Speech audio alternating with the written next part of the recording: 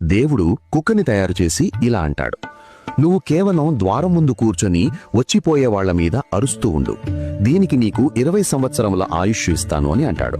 అప్పుడు ఆ కుక్క 20 ఏళ్లు అరుస్తూ ఎలా ఉంటాను, నాకు కేవలం 10 సంవత్సరాలు మాత్రమే చాలు అని అంటుంది. సరే తదాస్తు అని అంటాడు దేవుడు. ఆ తర్వాత దేవుడు కోతిని తయారు చేసి, వెళ్లి భూమి మీద నీ కోతి చేష్టలతో మనుషుల్ని ఆనందపెట్టు, అలాగే నువ్వు శాకాహారంగా ఉండు, నీకు 20 సంవత్సరముల ఆయుష్ ఇస్తాను అని అంటాడు. అప్పుడు కోతి 20 సంవత్సరాలు కోతి పనులు చేస్తూనే ఎలా ఉంటాను, నాకు 10 సంవత్సరాలు చాలు అని అంటుంది. సరే తదాస్తు అని అంటాడు దేవుడు. ఆ తర్వాత దేవుడు ఆవుని సృష్టించి, వెళ్లి మనుషులకి సహాయం చేయి, ఆహారాన్ని అందివ్వు, పిల్లలకి పాలివ్వు, దీనికి నీకు 60 సంవత్సరములు ఇస్తాను అని అంటాడు. అప్పుడు ఆవు, అమ్మో 60 ఏళ్లు నేను చాకిరీ చేయలేను స్వామి, నాకు 20 ఏళ్లు చాలు అని అంటుంది.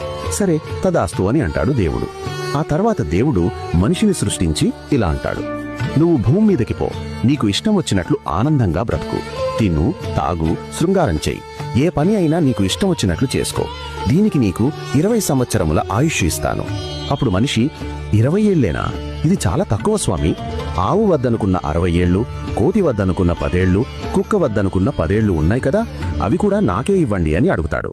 అప్పుడు దేవుడు నవ్వుకుంటూ, సరే మీ ఇష్టం, కాని వినండి, మీ మొదటి 20 సంవత్సరాలు ఆడుకుంటూ సరదాగా గడుపుతారు, తరువాతి 40 సంవత్సరాలు ఆవులాగా గొడ్డి చాకిరీ చేసి కుటుంబం కోసం కష్టపడతారు, ఆ తరువాత 10 సంవత్సరాలు ముసలివాడిలా అయ్యి కోతిలాగా మనవళ్ళు మనవరాళ్లతో ఆడిపిస్తారు, మిగిలిన 10 సంవత్సరాలు కుక్కలాగా వచ్చిపోయేవాళ్ల మీద అరుస్తూ గునుగుతూ ఉంటారు అని అంటాడు. తదాస్తు అని మనిషిని పుట్టిస్తాడు దేవుడు.